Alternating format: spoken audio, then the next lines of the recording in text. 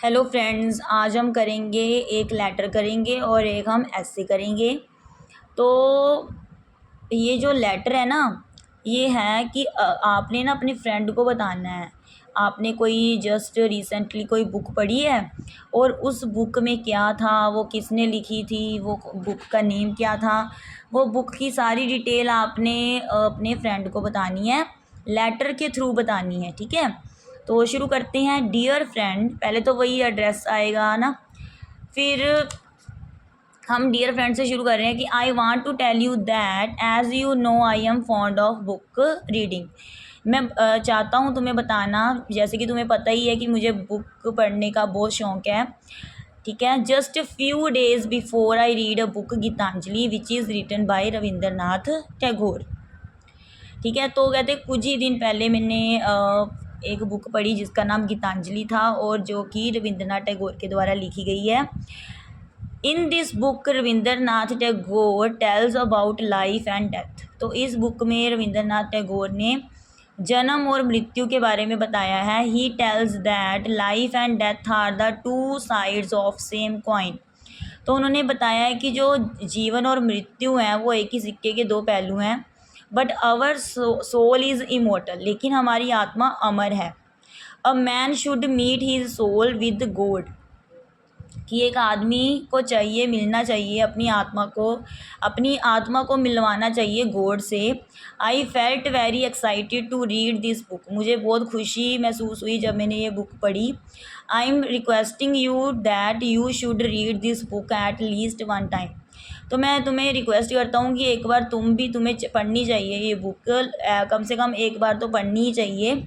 Yours friend, फिर आप अपना नेम लिख दोगे। अगर लेटर में दिया है तो उसके अकॉर्डिंग लिख दोगे। ठीक है, आगे ना हमारा ऐसे है, बीच में ही ऐसे है, ये हमारा रह गया था, ये भी हम करेंगे। Save environment.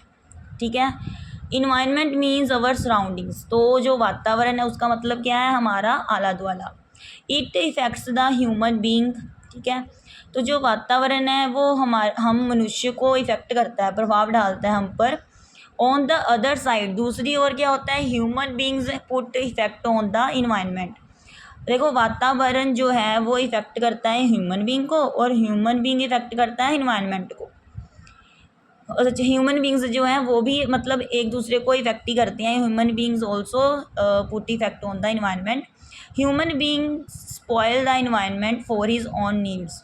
तो जो मनुष्य है वो अपने मतलब ज़रूरतों के लिए ख़राब कर रहा है वातावरण को। They create noise pollution, soil pollution, water pollution और air pollution to spoil the environment.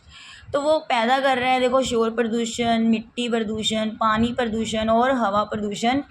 और इससे क्या कर रहा है, ख़राब कर रहा है वातावरण को। If it is doing continuous then that day is not far when no one can live on this earth.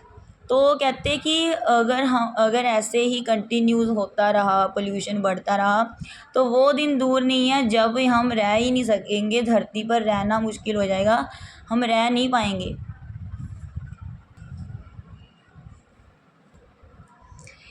तो कहते हैं कोई फ्रेश एयर नहीं होगी, पानी नहीं होगा ना ह्यूमन बींग्स के लिए, धरती नहीं होगी। तो इन्वायरमेंट बहुत ही इंपॉर्टेंट रोल प्ले करता है हमारी लाइफ में। We should save our environment. तो हमें चाहिए कि हमें अपना वातावरण को बचाना चाहिए, उसकी केयर करनी चाहिए और अपना जो इन्वायरमेंट है उसे क्लीन रखना चाहिए। थैंक्स।